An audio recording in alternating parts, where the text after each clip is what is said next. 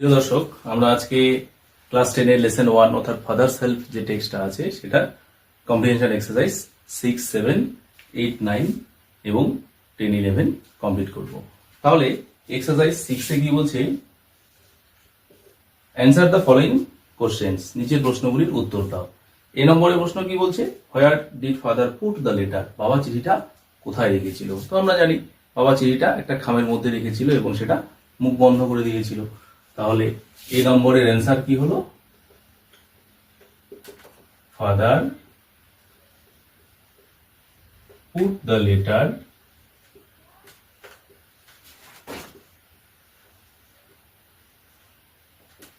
in an envelope and sealed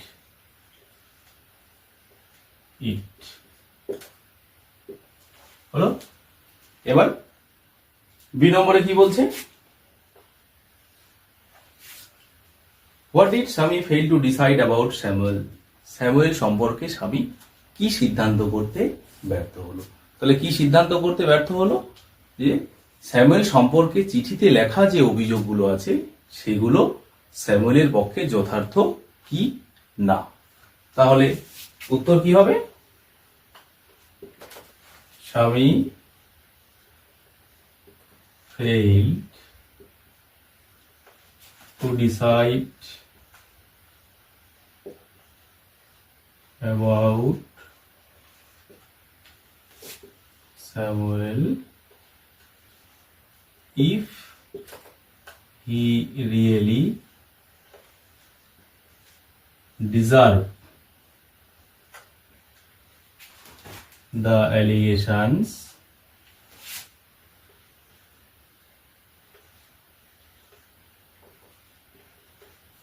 made against him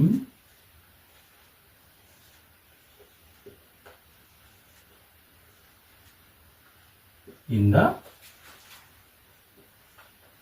letter. হলো। তাহলে স্বামী failed to decide about Samuel if he really deserved the allegations made against him in the letter.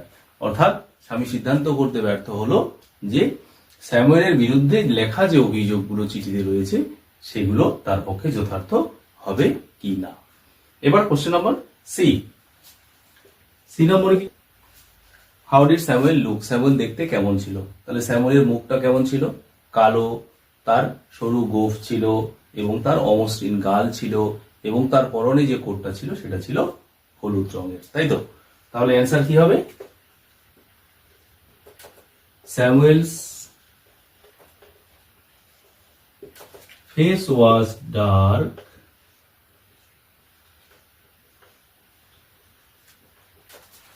his mouth stretch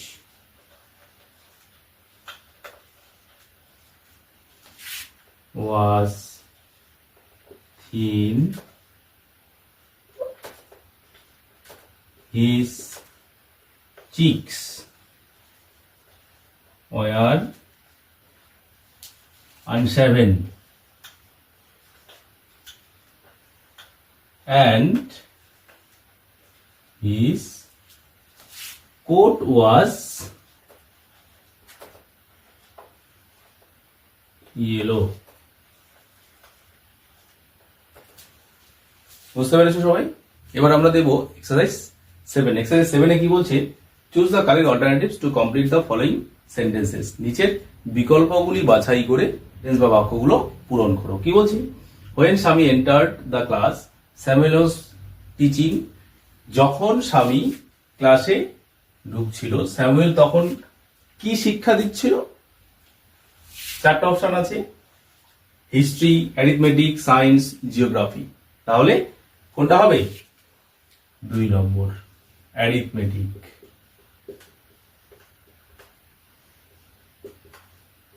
হলো।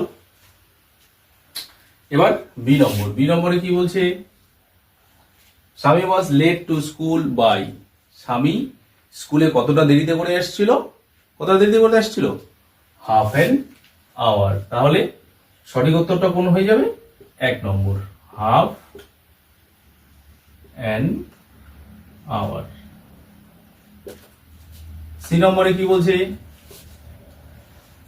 The headmaster was on a leave for 1, প্রধান শিক্ষক কত দিনের ছুটিতে ছিল, 7 দিনের, অর্থাৎ 1 সপ্তাহ, ফর এ উইক, অর্থাৎ 4 নম্বর।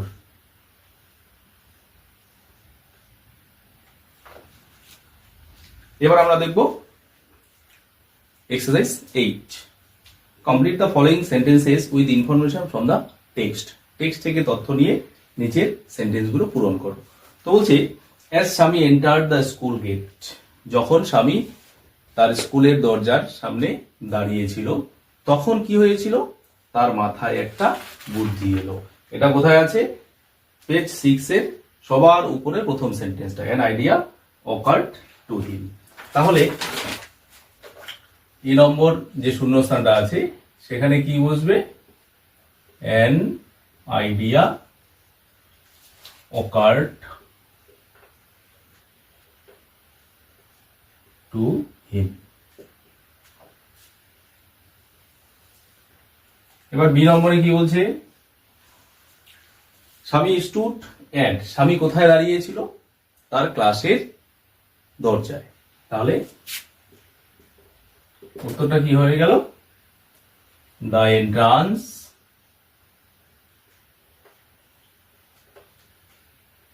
Two his class. C number কি বলছে, father snatched the letter away from Swami and, বাবা কি করলো, স্বামীর কাছ থেকে চিঠিটা ছিনিয়ে নিল এবং সেটা ছিঁড়ে ফেললো, তাই তো। তাহলে শূন্যস্থানে কি বসবে, টোর ইট, সেটাকে ছিঁড়ে ফেলেছিল, তাই তো, মনে থাকবে। এবার এক্সারসাইজ 9, এক্সারসাইজ 9 কি আছে, একটা চার্ট আছে, সেটা ফিল আপ করতে হবে। কজ, কজ মানে কারণ, ইফেক্ট, ইফেক্ট মানে হলো ফল। তাহলে কি কারণের জন্য কি ফল হয়েছিল, তাহলে সবার প্রথমে ফলের দিকে আছে, স্বামী did not do his homework, স্বামী তার বাড়ির কাজ করেনি। তাহলে সেখানে কজের দিকে কিছু নেই, কজের দিকে কিছু নেই, তার মানে এখানে কারণটা কি ছিল আমাকে লিখতে হবে, তাই তো। তাহলে তার কারণ ছিল তার মাথা ব্যথা ছিল, তাহলে হি হ্যাড এ হেডেক। হলো। এবার বি নম্বরে কজের দিকে আছে, ইফেক্টের দিকে কোনো কিছু নেই। তাহলে কজের দিকে কি বলছে, Swami never met anyone as good as Samuel, স্যামুয়েলের মতো ভালো মানুষ স্বামী কখনো আগে দেখেনি। তাহলে তার ফলটা কি হয়েছিল, স্বামী দুঃখিত হয়ে বসে পড়েছিল, তাই তো।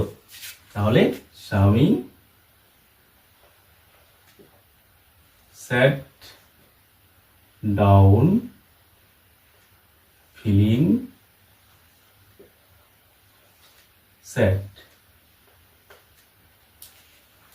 হলো।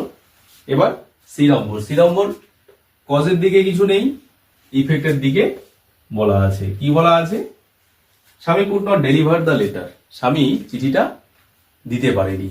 কেন দিতে পারেনি, তার কারণ হেডমাস্টার 1 সপ্তাহের ছুটিতে ছিল। তাহলে কজের দিকে হবে, দ্য হেডমাস্টার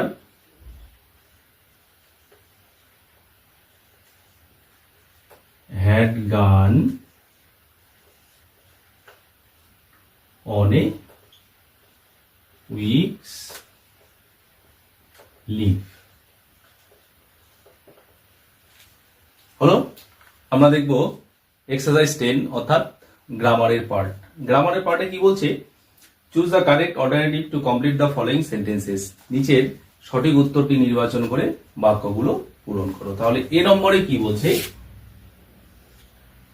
রিনা টেক্স বা took the bus to school everyday. তাহলে এই সেন্টেন্সটাতে দেখো এভরিডে বলা আছে, অর্থাৎ প্রত্যেক দিনের একটা অভ্যাস বোঝাচ্ছে। তাহলে আমাকে এখানে প্রেজেন্ট ইনডিফিনিটিভ টেন্সের ব্যবহার করতে হবে। তাহলে প্রেজেন্ট ইনডিফিনিটিভ টেন্সে কি হয়, সাবজেক্টটা যদি থার্ড পারসন সিঙ্গুলার নাম্বার হয় তাহলে মূল ভার্বের সঙ্গে এস বা ইএস যুক্ত হয়। তাহলে এখানে সঠিক ওয়ার্ড কোনটা, টেক্স, এটাই আমার সঠিক উত্তর।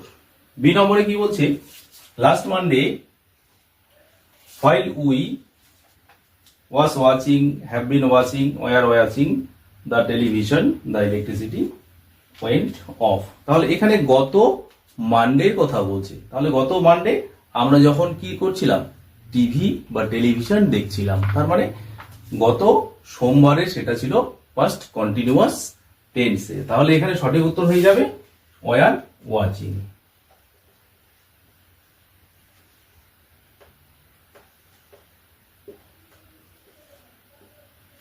হলো।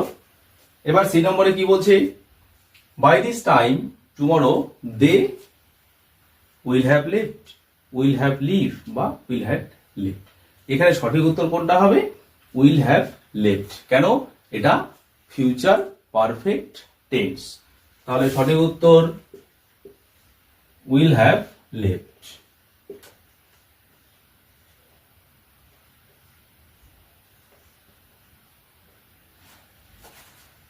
এক্সারসাইজ 11, এক্সারসাইজ 11 এ কি বলছে, fill in the blanks with appropriate articles and prepositions. নিচের শূন্যস্থানগুলো সঠিক আর্টিকেল প্রিপোজিশন দিয়ে পূরণ করো। তাহলে প্রথমে বলছে কি, Arifa the younger dash two girls, অর্থাৎ দুইজন মেয়ের মধ্যে বড় হলো আরিফা। তাহলে প্রথম যে শূন্যস্থান সেখানে কি বসলো, of. Has cracked IIT while dash older one is. তাহলে এখানে ওল্ডারটাকে অর্থাৎ বড় জনকে নির্দিষ্ট করে বোঝাচ্ছে। তাহলে এখানে আর্টিকেলটা হয়ে গেল the, while the older one is. তারপরে দেখো শূন্যস্থানের পরে যে ওয়ার্ডটা আছে সেটা ভাওয়েল দিয়ে শুরু, তার মানে এখানে আবার কি হতে পারে, অবশ্যই এন আর্টিকেল বসবে।